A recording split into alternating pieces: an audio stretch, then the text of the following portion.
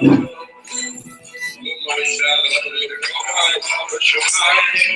ready?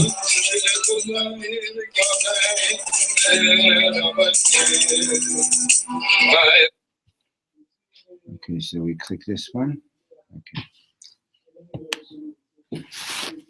Okay, we have 2 lessons left before Yom Kippur, today and tomorrow. And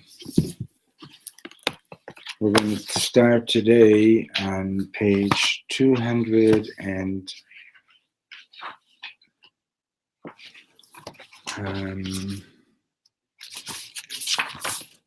208. Okay.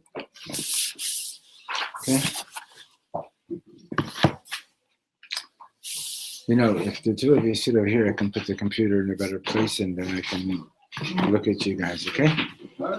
And why don't you turn on the fan, or I'll do that. Huh? Number 1? Yeah.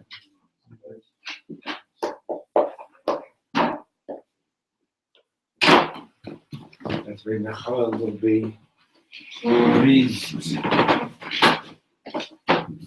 Okay.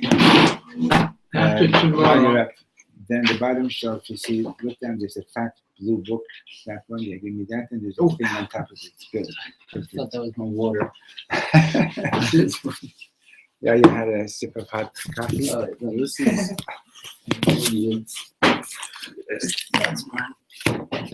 So after tomorrow, that's it. Until after seconds. This isn't water. It was water at one point. Okay. Page 208. So for those of you who are watching, forgive the delay. Mikor haslicha b'kodesh hakadoshim. The source of being forgiven originates in the Holy of Holies.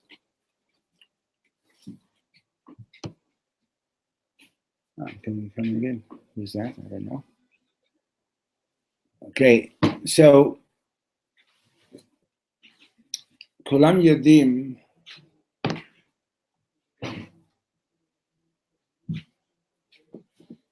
Shalom. Okay. What's your name? Ruvain Winter. Ruvain? Winter. Shalom. Here's a book, page 208. So the source of the atonement is in the Holy of Holies. כולם יודעים שהרגע הכי נשגב ביום כיפור הוא כשהכהן הגדול נכנס לפני ולפנים. Everybody knows that the highest moment of Yom Kippur was when the high priest would go into the inside of the inside, the Kodesh Kodeshim, to the Holy of Holies. What does Niskav mean? Highest. Exalted. Okay. So the question is, the Gemara says that when a person does tshuva, so if they do tshuva out of fear meaning either because I don't want to be shish kebab after I die, or because I want to get rewarded for doing a mitzvah or something like that. In other words, it's sort of like, it's really about myself. I'm concerned about myself. So the Gemara says that the transgressions that were done, the mezid that were done willfully, get downgraded to being transgressions b'shogeg. Somebody at the door again? Yeah. It gets downgraded to being considered like I did it unintentionally. But if I do tshuva out of love, then my willful transgressions get transformed into mitzvahs. Okay? So a very strange idea. That the very transgression gets transformed into being a mitzvah.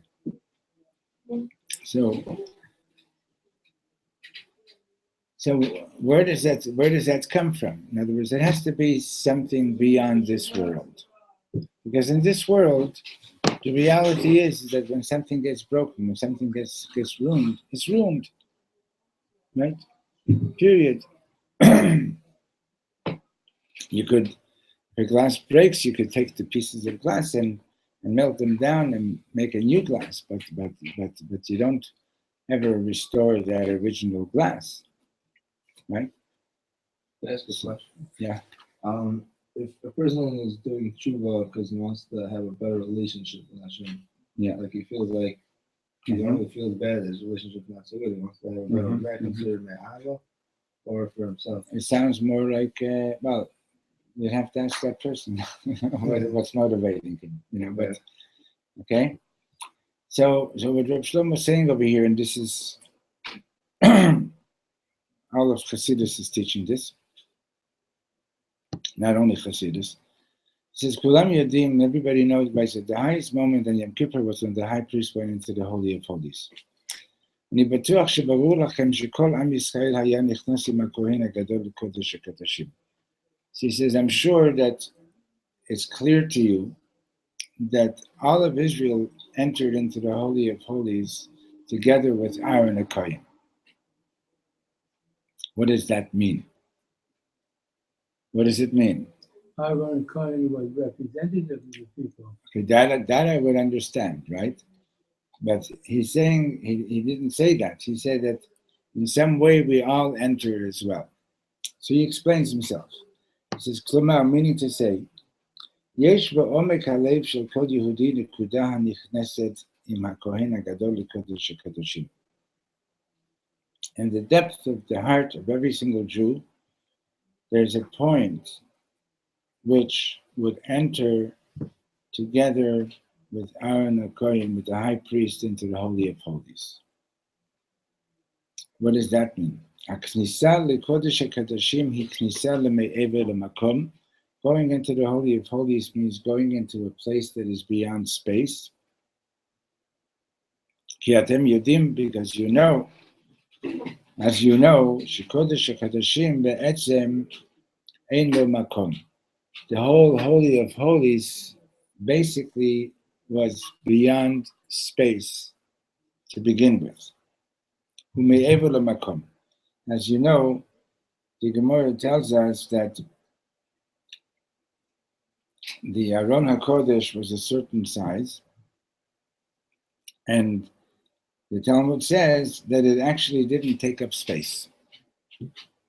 Right? The wingspan of the two cherubim was 20 amot, and the whole Kodesh HaKodeshim was all of 20 amot wide, and the Aron HaKodesh is another 2.5 amot wide, okay, and so that would add up to 22.5, and 22.5 amot in a space of 20. How do you fit 22.5 into 20, right? So the Gemara says that the Aron HaKodesh, that the Holy Ark didn't take up space, okay? Which means that what the Kodesh HaKodeshim is representing something that is beyond this world, right? World is defined by time and space, right? So the Yom Kippur, Yom Kippur is beyond. Yom Kippur, whose man sheme'ever is man. Yom Kippur is a time that is beyond time. It is a space beyond space. So, ma horid lanu hakohen hagadol min hashamayim v'knisato lekodesh hakodeshim. What did Aaron HaKohen bring down to us when he went from heaven, when he went into the Holy of Holies? Mahu hinchil adorot. What did he imbue? What did he give our future generations as an inheritance, as a spiritual inheritance? Page 209. Hu hinchil lanu tabitachon. He gave us the trust, the security, the certainty,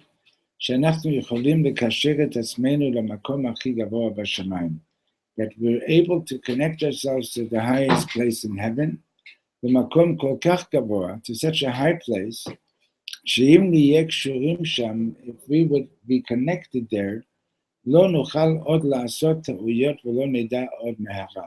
We wouldn't be able to make any more mistakes. We wouldn't know any more evil. אתם מבינים ידידים?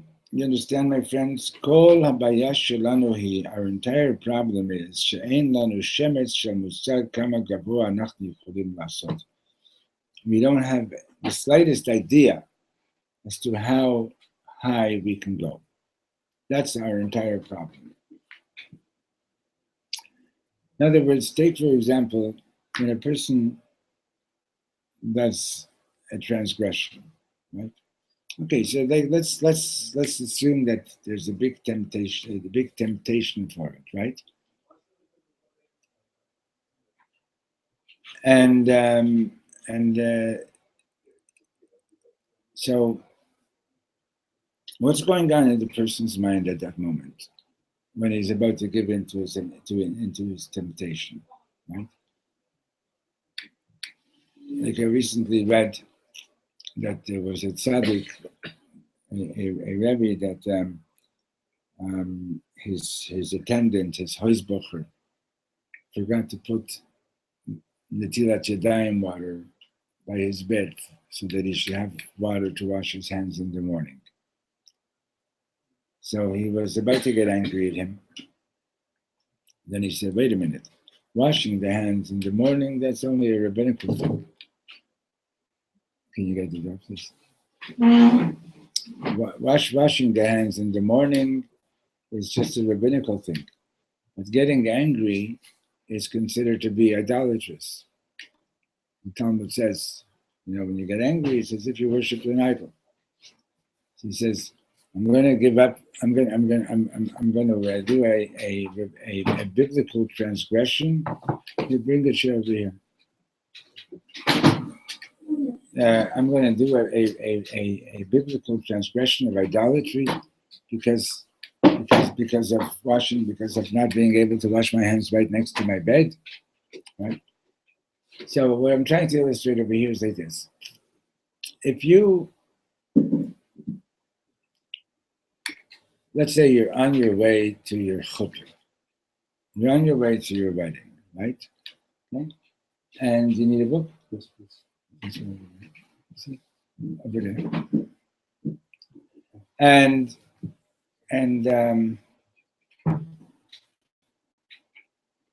along the way, somebody says, "Hey, why don't you stop into my snack bar and have a pizza?" And you know that in 5 minutes you got to be at your wedding, right? You're going to stop in at the snack bar? No, right? You've got something so much more important that you could be doing right now. You're going to go give that up for. You're going to give that up for. It's okay. You're going to give that up for a pizza, right? If we would have an awareness of how special we are and how high we could be, would you really stoop down to do some little transgression that 5 minutes later you're not going to have anything out of it? Like, as a matter of fact, like remember you once said it? Before the Avera you say, before the Avera you say and after? Oi. Afterwards you say oi. Right. Before a mitzvah you say oi, and afterwards you say right? In other words, if you would have any idea, like why would I want this stain on my soul? Why would I want this? Like, I'm such a go buy $1,000 suit and stop by the falafel place and say, can you please put a stain on my suit? You'd say ridiculous. You're out of your mind. Why would you want that, right? But this means one has to be constantly aware of so very good. So the point. So he's saying that our whole problem comes from the fact that we're not aware that of how special we are. We're not aware of how high we could be, and therefore we think, this pizza is like the best thing the best pleasure I can have right now. What about the fact that you're on your way to your wedding? Oh, well, I don't deserve that, right? What about the fact that you know that you're such a special soul? Oh, really? I don't know if I believe that, right? In other words, you have to really believe that you're capable and that you're really very, very special. If you don't, like, so you think, well, you know, so I don't really deserve much more than that. Okay? See, Moshe Rabbeinu could be. Moshe Rabbeinu was also tested. Everyone is tested. Everybody gets tested on their level. The more it says that Kol HaGodol Mechaverei Yisro Gadol Mimenu, that whoever is greater than his fellow also has a bigger Yetzer Hara. You know, you can have an ordinary person. His Yetzer Hara might be to take a package of gum without paying for it. A big high level person, his Yetzer Hara isn't for a package of gum. His Yetzer Hara is far bigger, and he has to overcome his Yetzer Hara also. You know, it's even that question illustrates what we're talking about, because that question illustrates that, oh, if I would be like him, I would also be a tzaddik. If I would be like him, I would be a scholar, right? It's an assumption that he's able to be more, and I am not able to be greater, right? And that's the point. It's a false assumption. So does that also mean that the person who falls the farthest, they actually, I mean, then it's true, Yeah. and they have the most potential for, I mean, Yeah. it's like Yeah. You know, once this fellow came from Italy to the Lubavitcher Rebbe. He was the shaliach there brought him, and he was really in love with this non-Jewish woman. Okay, and you know, conversion was out of the question, whatever it was, and the rabbi there, the shaliach, wasn't able to convince him to drop it, but he was willing to come and see the Lubavitcher Rebbe. So he came to New York, and he tells the Rebbe what his situation is, and the Rebbe says to him, you know, I'm jealous of you. He says, what? He says, you have an opportunity to do the greatest mitzvah, to show Hashem that you're with him. I never had this test that you have. You've got this amazing test in front of you, and you're going to be so rewarded for dropping this. Since I never had such a test. And that changed the guy's mind. You understand? In other words, if you realize that you have such great opportunities, so then you wouldn't do anything wrong. But we forget about it. That's what's behind what you're saying. It's like, you know, we like maybe once in a while we attend a class or we open up a sefer and we read about these things and we say, oh yeah, I heard about that. I that sounds really good. I like that. You know, that I can really be really special and so on. And then we close the book and we go on with our lives and we barely even remember that we read it, right? Or that we heard it or anything like that. So one needs to train oneself to maintain that consciousness. If you don't train yourself to maintain that consciousness, right? You can go to a 36-step program. It doesn't make a difference, right? It doesn't. It's not going to work because there's work involved in it all the time. I saw Rabbi Tversky the other night. Yeah? Mm-hmm. Where he spoke somewhere? In Jerusalem. You also were I there? was there. Yeah. Where was it? The Great Synagogue? Or? No, he was in Shir Chadash. Oh yeah, by Rabbi Pear? Yeah. Rabbi Pear, yeah. Rabbi Pear in Jerusalem. Yeah, nice. So what did he speak about? Tshuva and the 12 steps. Tshuva and the 12 steps, right? And I think he once said that this is the most powerful spiritual tool today. He wants to. He wants to. I think he's trying to put it for a Jewish audience. I think he's done that. He's written a book about that. Yeah. He's trying to. No, he's published Yeah, a book. he published. Yeah, I got the book. There's another book he just came out with now. It's a hard thing to get somebody to actually be able to go through it. Though it's a whole different thing than like Than just reading it.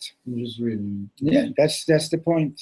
That's the point over here. But it all depends on the fact that, in other words, what Reb Shlomo is getting over here, what he's getting at over here is that this is what was accomplished by Aaron HaKohen going into the Holy of Holies in Yom Kippur, and when he says that every Jew went in with him, meaning to say that Aaron HaKohen going in, he took us in with us in the sense that everybody realized that, I've got that connection.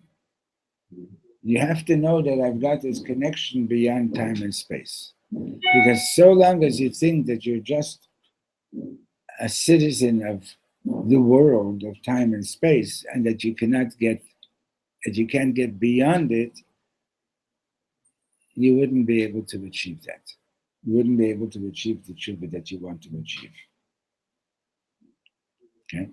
You wouldn't be able. Hold on. I'm gonna read on. Okay? You wouldn't be able to have this Indian of being totally forgiven, of kapara.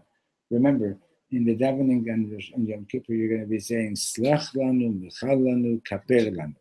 These are three levels of being forgiven, right? Slach lanu, just a simple example. Somebody steps on my toe. He says slicha. I say, okay, I forgive you. But do me a favor. Whenever you see me, do you mind walking on the other side of the street? Right? Then there's a level of mechalanu. I'm willing to forgive you even more. We can walk on the same sidewalk, but I remember that you stepped on my toe, and I'm going to be very, very careful to avoid you, right?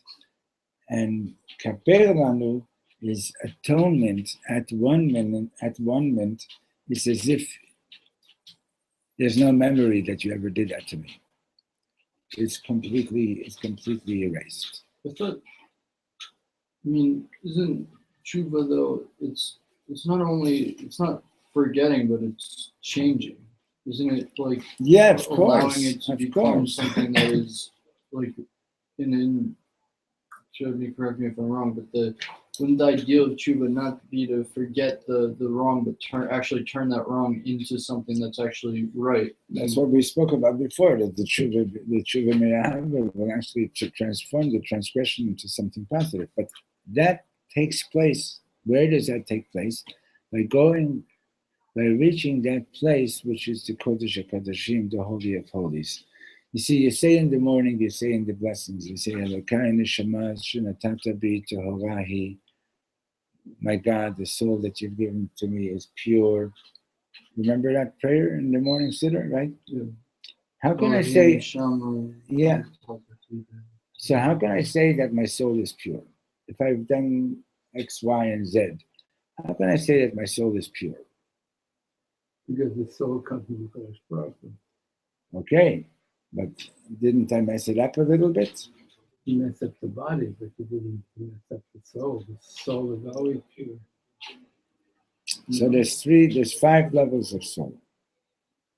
Okay. So we're talking about the bottom. So the fact of the matter is that we spoke about it yesterday. Shalosh Shudas also. The lower level of soul is referred to as Yaakov. The higher level is referred to as Yisrael.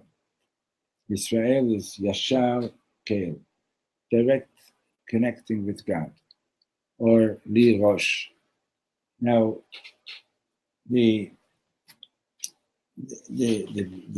lower level of soul, which is referred to as Yaakov, is that part of the soul which is very involved with the body, and the body affects the neshama. If somebody is chas v'sholem has pain he has a terrible headache, he can't learn. He can't concentrate on his Gemara. He can't concentrate on anything that he's learning. He can't concentrate on his davening. He's got a terrible headache, right? If I told you the story about this. Snagid came to the Kosker Hasidim one day, and he said when he davens Shemon Esrei, he's like out of his body. Never told that to Kosker Hasidim. So they were davening Menche, and this Kosker Hasid goes and takes a porcupine quill and gives him a good zest in his behind. And the guy just kept davening. So what does the Chassid do? He gives him a second one, even stronger than the first one. With what? Huh? With what? A porcupine quill. So he jumps and he screams, "Oi!" And the Chassid says to him, "Oh, you are in your body, aren't you?" So he says, "But the first time I didn't feel it."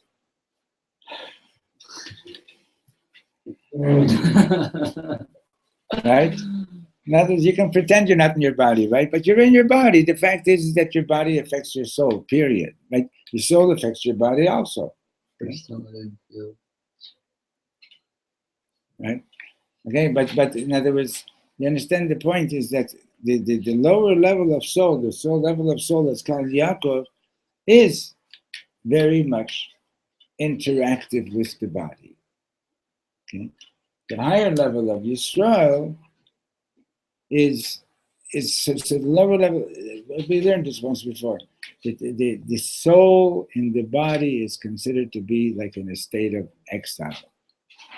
Okay, and it could actually be enslaved. How much so? The Gemara says that a thief, as he's about to break and enter, he prays to God for success. Wait a minute, you're praying to God that Hashem should help you what? With this robbery? Right? Didn't Hashem say don't steal? Yeah, Hashem said don't steal. But his nefesh habahamis, his animal soul wants to take something.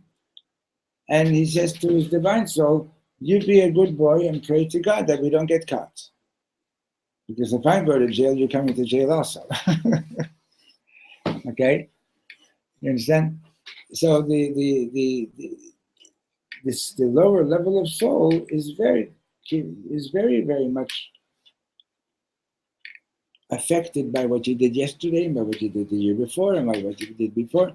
Until you do tshuva to clean it up, it's definitely affected. But how can you? Where does the atonement come from? Where does this high level of being atoned? Where does it come from? Right.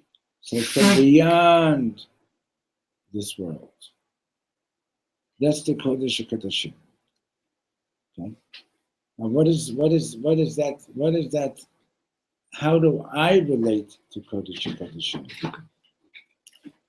The bottle's on the kitchen table. Sorry? The bottle's on the kitchen table. Cool. It's an orange bottle, okay? Thank you. How do I, by the way, do you have any time to help me with the sukkah? Yeah, when? What's your schedule? When do you finish in the afternoon? I'm off all Erev Shabbat. No, I mean, today? But today, yeah. What time? I could come by around 7. It's going to be dark already. What about, Okay, we'll talk later. maybe, I'll give you a call. Okay. Like 2. Okay. So how do we relate to the Kodesh HaKodashim? The way we relate to it is that we got to know that there's a place in your essence being that is always that Pintalayit place. There's a place of your connection with Hashem that is beyond anything negative, beyond anything. It's the highest part of the neshama that's always in union with Hashem. And by going back to that place, Lifnei Hashem, L'fnei Hashem titaharu, purify yourselves before God by going back to that place. There comes the kapara. This is what Reb Shlomo explains over here. He says, Atem Yodim, he says, you know, Yesh shtei drachim lisloach. There are two ways, page 209, the 6th line. Atem Yodim, Yesh shtei drachim lisloach. There are two ways of forgiving. Thank you, Yudhijah.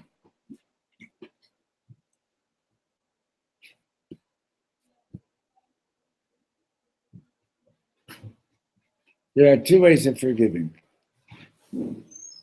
And he says, Ben asa mashu lo tov. For example,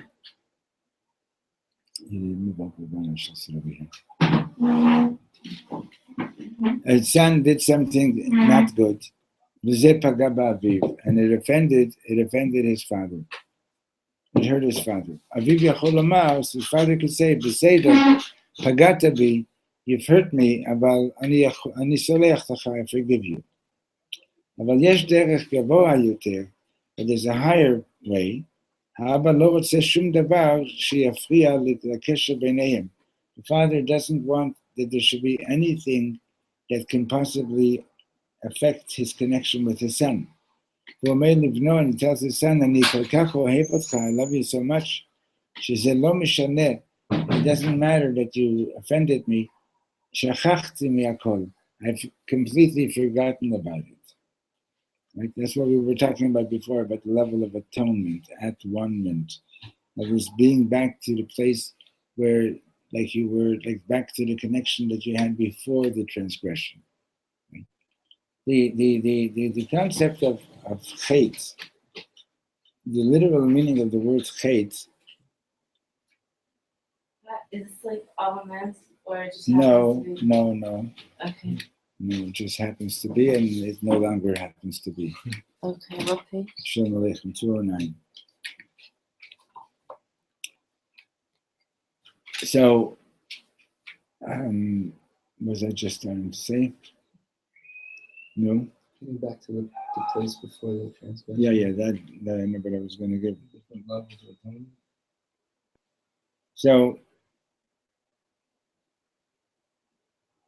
okay, it was an example I was going to give. In any case, so here's the, you see, so long as I am I and you are you, and we're separate, okay? So then my whole relationship with you is going to be depending on how many things that you've done that make me pleased, how many things you've done that get me upset, and so on. Okay? But if you and I are one, if we're really united, right? So then we're really united. It doesn't mean that whatever you do doesn't make a difference. Understand? It makes a difference, but it's not going to make a difference in the covenant that's between us. It's not going to break us apart. Okay? So he says, Kol hashama anachnu osim averot v'hen nirshemot b'shamayim. We're in the middle of the page. You see it? Yes, I do. All year long, right? We do transgressions, and they get recorded. I remember what I was going to say. The literal meaning of the word chait is not sin.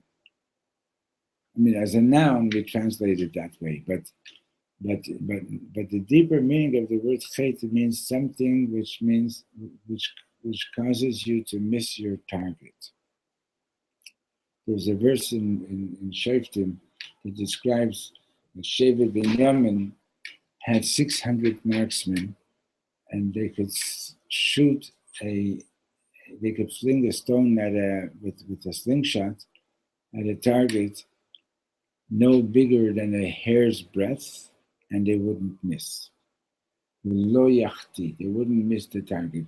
So whenever we do something that we're not supposed to be doing, but in fact we're doing is we're missing our target. We're missing our goal. So we're not connecting. The whole goal is to be connected with Hashem, If you do this, you're going off course. You do that, you're going off course. You do this, you're going off course a tremendous amount. You do this, you go off course a little bit amount, a smaller amount.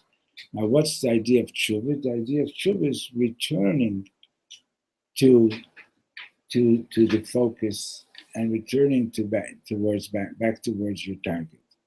So, depending on what caused me to be off target, accordingly, I have to do things to fix it. Okay.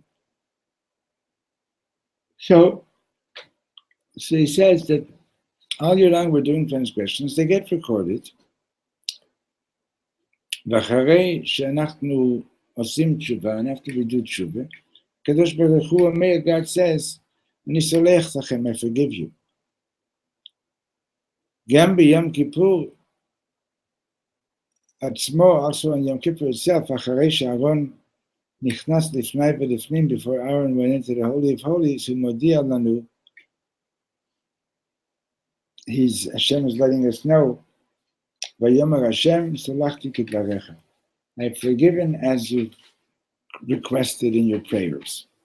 ברמה שלנו, on our level of life, כשאנחנו חוטאים, אנחנו ממש צריכים סליחה. When we sin, we actually need to be forgiven. אבל יש מקום גבוה, but there's also a very high place. לעילה ולעילה, above and beyond. בו נוגע הכהן הגדול, קשור בקודש הקודשים, that the Kohen Gadol will be reaching that place in the Holy of Holies in Yom Kippur. שם הוא לא מבקש סליחה. And when he was in the Holy of Holies, he wouldn't ask for forgiveness. שם הוא שותק. In that place, he's there and he's silent. שם הוא מבין, there he understands. העבירות כלל לא נרשמו. He understands that in that place, the sins weren't even recorded. הקדוש ברוך הוא מעולם לא שמע עליהן. It's as if God never heard about them. Okay? In other words, yes, mitzvahs, transgressions, etc., all this is important in the reality that we normally live in. Okay? No question about it. But there's also a higher level of connection with Hashem, which is unbreakable. It can't be undone. And there, that is the place of kapara. That's the place of atonement, at one mint. Understand? That's the place of mamish being like at one with Hashem again. Okay? Taru lachem, Reb Shlomo gives an example. Imagine Yehudi shelo shama Shabbat, a Jew who never kept Shabbos. Uba levakesh slicha, and he's coming to ask for forgiveness. Nigash elav Aaron HaKohen v'omer lo, Aaron HaKohen approaches him and says, Ta yodei ma achi, you know what, my brother? Dibakti me'elokim, I spoke with God. V'hu bichlal lo sam lev shelo shemachti Shabbat. Hashem never paid attention to you not having kept Shabbos. Zelon Yesham, it's not recorded. Page 210. Tem Yodim Madua, you know why? Why not? The guy never kept Shabbos. How come? Well, what do you mean it's not recorded? So he says, Mipnei Sha'emeti, because the truth is, Bifnim Kol Yehudi Shomer Shabbat.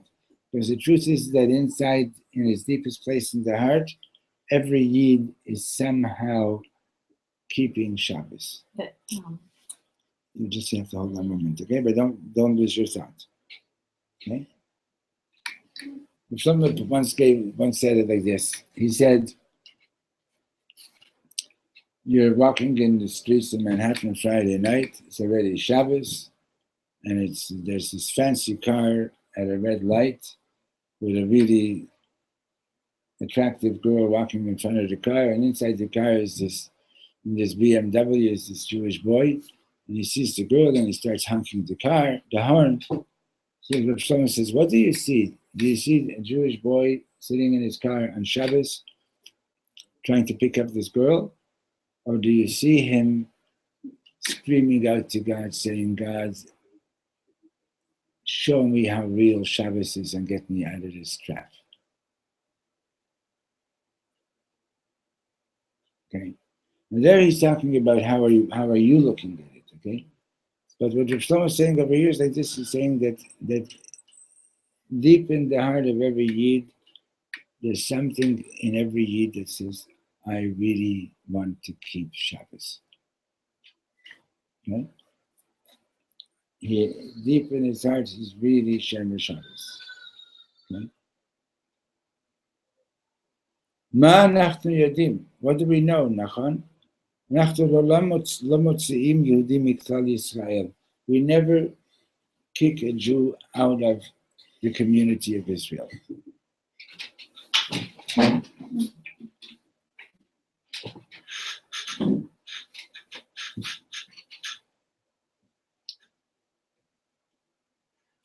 You know, there have been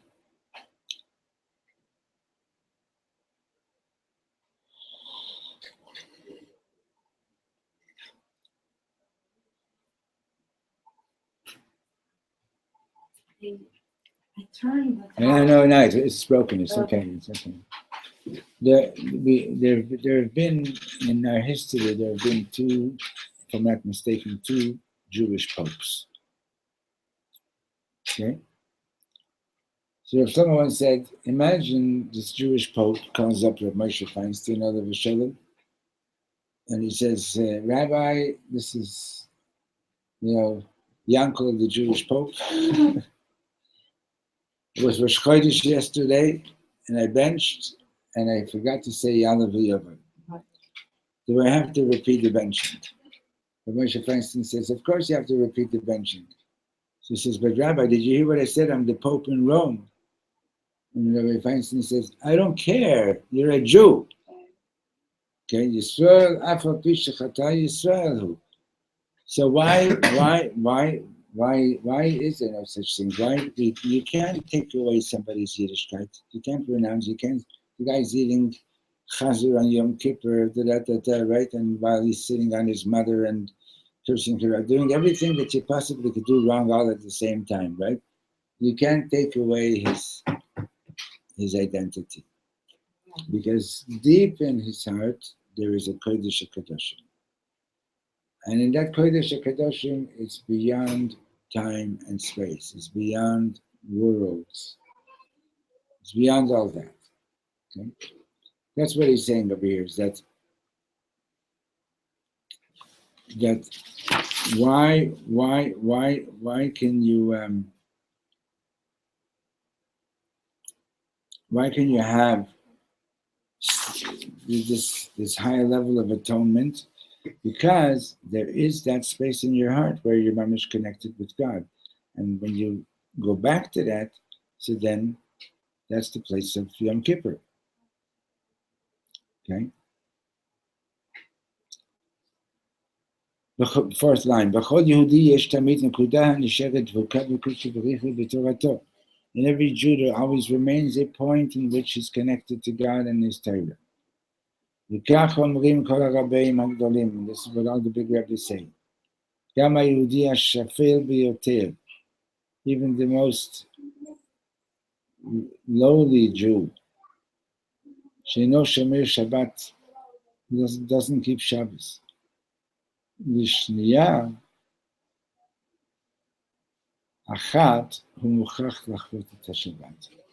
Still, for 1 second, he must be keeping Shabbos. He must be experiencing Shabbos. What do we know? It's possible that this 1 second of this Yidal is Shabbos, this Yidal who doesn't keep Shabbos, maybe that 1 second, that 1 second might be deeper than the Shabbos of all the rabbis. Who knows? We can't know. Okay? So because we have that deep level connection, you understand? So therefore, it's possible to have that complete kapara. Okay? But we have to get into that space. That's the whole point of Aaron Cohen going into the Kodesh Kodeshim. Now, Dr. Rebbe gives an example. I said before that the lower level of Neshama is called Yaakov, and the higher level is called Yisrael, right? Yisrael is the letters Li Rosh. I have a head. Right? So the seat of the soul, so to speak, is in the conscious mind. Okay. So how come the Yisrael part of the neshama is not illuminating all the time? So this is an example. Somebody's walking along and he hits a stone or whatever and trips and bangs his head on the ground. Okay? What hurts more? His foot where he hit the stone or his head? His head hurts more, right? The foot, he just banged into a little stone and it caused him to trip, right? So the head, the higher conscious, which is metaphorical for the higher level of consciousness, of soul consciousness, right? When the foot trips, okay, the head goes out of alignment. It, so to speak, falls to the side. When a Yid has an opportunity to do a mitzvah and he declines, or when he does a transgression, even if it's a small one, like he has an opportunity to learn for another 5 minutes and he declines, even though he's not doing an actual sin, he's just declining doing the mitzvah, right? That is like a little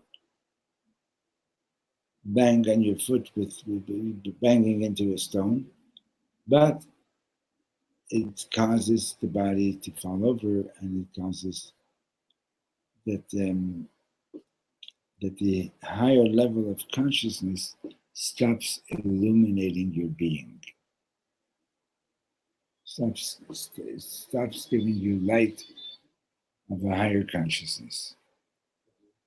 So the tshuva, we have to do tshuva to regain that, but it's always there. It's just that it's not always revealed. That's the point. Okay, Mr. Shem, tomorrow we continue. Yeah. What's the timing from this idea to the tshuva of the constellation? Say that again. What's the connection from this idea that to what? The high kind to the tshuva of the constellation, the oneness? This is what he's saying is that you always have that higher aspect of soul. But why isn't, if it would be illuminating in you, you wouldn't do anything wrong. Why is it not illuminating in you? Because there's things that need to be cleaned up. Okay? Okay. Hope to see you tomorrow.